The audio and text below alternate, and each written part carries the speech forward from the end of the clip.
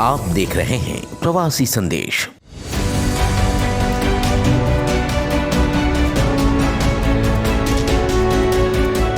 संसद में देश का आम बजट पेश हो चुका है। वित्त मंत्री निर्मला सीतारमण अपना बजट भाषण समाप्त कर चुकी है। आम आयकर दाताओं को बजट 2021 में कोई राहत नहीं मिली है। केवल 75 साल से अधिक उम्र वालों को अब आयकर रिटर्न भरने की आवश्यकता नहीं होगी। वहीं सरकार ने किसानों की आय को दुगुना करने का लक्ष्य रखा है। शहरी ग्रामीण स्वच्छता के लिए सरकार ने बजट में प्रावधान किए हैं। स्वच्छ हवा के लिए भी सरकार ने अपना पिटारा खोला है। सरकार ने रेलवे के लिए राष्ट्रीय रेल योजना 2030 तैयार करने का प्रावधान किया है। प्रवासी संदेश के ऑनलाइन चैनल में आप सभी का स्वागत है। मोदी सरकार के दूसरे कार्यकाल का तीसरा बजट आज देश की वित्त मंत्री निर्मला सीतारमण ने संसद में पेश किया। पहली बार ऐसा हुआ कि डिजिटल तरीके से बजट को पेश किया गया है और जिस तरीके से आज अपने बजट में जो कुछ निकल के आया उस पर कुछ मार्केट के एक्सपर्ट से हमने बातचीत की और जिस तरीके से जो बजट आज आया है, जिस तरीके से जो उम्मीद लगा के बैठे थे, क्योंकि कोरोना लॉकडाउन हुआ था, लॉकडाउन के बाद ये पहला नए साल का पहला बजट है फरवरी के माह में, तो लोग उम्मीद लगा के बैठे थे कि क्या कुछ निकले। तो सबसे पहले प्रवासी मजदूरों के लिए एक देश एक राशन योजना जो है यहाँ से अब लॉन्च कर दी गई है। निर्मला सीतारमण ने इसकी अनाउंसमेंट कर दी है। उसके बाद कोविड वैक्सीन के लिए 35,000 करोड़ रुपए दिए जाएंगे। उसके अलावा LIC की एक हिस्सेदारी जो है वो सरकार बेचेगी। इसके अलावा रेलवे के कुछ जो क्षेत्र हैं उसे भी सरकार बेची जाएंगी, यानी कि निजीकरण को लेकर यहाँ पर सरकार कहीं न कहीं पहलू जो प्राथमिकता वो दिखाई दी। इसके अलावा मार्केट एक्सपर्ट्स का क्या कुछ कहना था, इस पर हमने उनसे बातचीत की। चलिए आपको दिखाते हैं।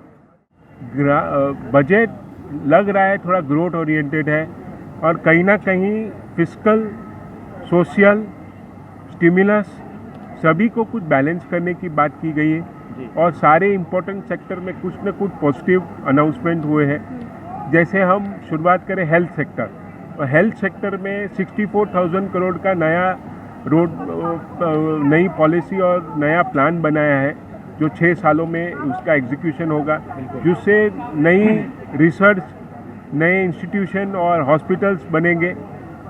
34,000 करोड़ वैक्सीन के लिए प्रावधान किया है।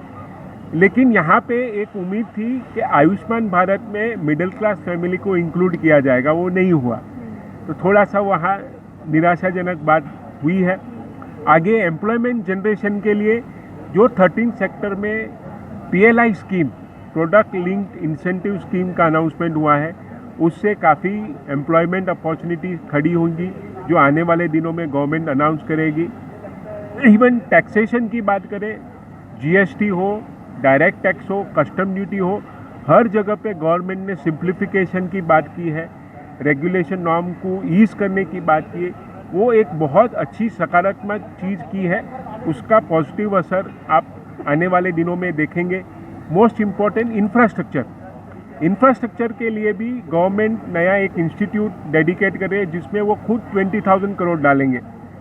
फॉरेन इन्वेस्टर की बात करें फॉर अट्रैक्शन ऑफ इंफ्रास्ट्रक्चर, जिसमें पेंशन फंड वगैरह को 100% टैक्स रिलीफ था, वहाँ भी ईज ऑफ रेगुलेशन की बात की है which is positive. Zero coupon bond की बात की है फॉर इंफ्रास्ट्रक्चर फंडिंग, वो भी एक पॉजिटिव चीज़ है इंफ्रास्ट्रक्चर के लिए। एग्रीकल्चर की बात करें तो MSP के जो फिगर आए हैं वो काफ़ी अच्छे आए हैं, तो लगता है आने वाले दिनों में जो फार्मर का इश्यू है वो भी कहीं ना कहीं रिजॉल्व होगा। APMC को एग्री इंफ्रा में लाने की बात है, वो एक पॉजिटिव बात है। 1000 मंडियों को ई प्लेटफॉर्म पे लाने की बात है, वो एक पॉजिटिव बात है। फार्म क्रेडिट के भी 12 लाख करोड़ के ऊपर का इनका एस्टीमेट है, वो भी एक पॉजिटिव बात है। तो हर एक इम्पोर्टेंट सेक्टर को कुछ न कुछ देने की गवर्नमेंट ने कोशिश की है। अगर सारा कुछ ठीक से इम्प्लीमेंट हो तो यहाँ से देश का विकास अच्छा हो सकता है। पिटारे से तो माइक्रो इकोनॉमी के लिए अच्छा निकला है, कंजम्पशन के लिए अच्छा निकला है। उन्होंने इंफ्रास्ट्रक्चर के लिए 5.5 लाख करोड़ का कैपेक्स अनाउंसमेंट किया है। टोटल जो खर्च करेगी सरकार वो 34.5 लाख करोड़ का करेगी और GDP जो है 21-22 में 6.8%। ये कुल मिला के सरकार जो है नीचे के लेवल तक पैसा पंप करने की प्लानिंग की है। तो 16.5 लाख का फार्म क्रेडिट वो देगी, किसानों के हाथ में पैसा पहुंचेगा फार्म क्रेडिट के माध्यम से। एग्री इंफ्रा का निर्माण करने की बात किया है, फिशरीज का निर्माण करने का बात किया है और जो ROC कंपनियों के मामले में एक बड़ा ईज दिया उन्होंने कि 20 करोड़ तक के टर्नओवर वालों को भी स्मॉल कंपनी माना जाएगा। तो कंप्लायंसेज में काफ़ी ईजी आ जाएगा। सीनियर सिटीजन को उन्होंने बोला जो 75 साल से ज़्यादा हैं उनको रिटर्न भरने में थोड़ा रिटर्न नहीं भरना पड़ेगा, सिर्फ पेंशन की इनकम है। जो फॉरेन इन्वेस्टर हैं उनके डिविडेंड पे टैक्स नहीं लगेगा, उनका विद होल्डिंग टैक्स रेट का भी उन्होंने कुछ उसमें रिबेट दिया है। इनबिट और REIT फंड के जो डिविडेंड है उनको भी माफ़ी किया। ये सारे बेनिफिट्स उन्होंने दिया है। इस कारण से आप देखेंगे मार्केट जो है काफ़ी अच्छा परफॉर्म कर रहा है। उसका कारण एक है कि सरकार ने इस बार STT LTCG दोनों को नहीं टच किया।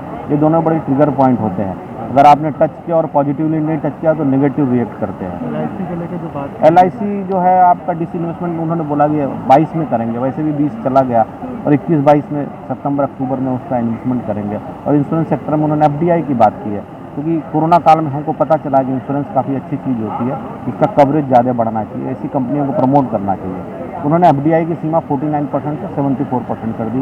एक गुड मूव है, अच्छा है, होना चाहिए। आम जनता के लिए और जो बिजनेसमैन के लिए क्या नुकसान है, क्या फायदा है? आम देखिए, नया टैक्स नहीं लगाया सरकार ने, ये एक फ़ायदा है। और जो इंफ्रास्ट्रक्चर में खर्च होगा वो भी आम आदमी के पास जाएगा।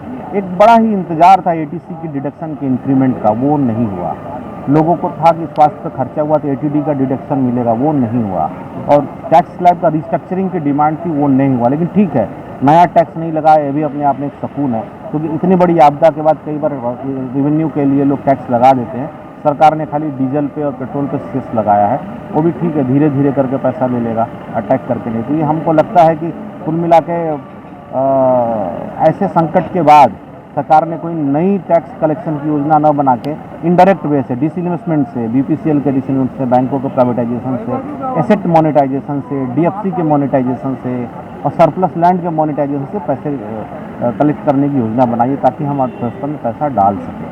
इसके अलावा निर्मला सीतारमण ने देश के दक्षिण दिशा की तरफ तमिलनाडु में जिस तरह से एक कॉरिडोर बनाने की बात की, इसके अलावा पश्चिम यानी बंगाल में भी एक सिलीगुड़ी के पास जो है कोलकाता सिलीगुड़ी के नेशनल हाईवे बनाए जाएंगे, इसकी आज उन्होंने घोषणा कर दी। तो कहीं ना कहीं एक जो दक्षिण परप्रांतीय हैं जो और पश्चिम परप्रांतीय देश के उस कोने में रहते हैं, उनके लिए भी आज के दिन निर्मला सीतारमण ने जो है एक नया तोहफा जरूर दिया है। वीडियो जर्नलिस्ट प्रीतम सिंह के साथ शिवम पांडे, प्रवासी संदेश, मुंबई।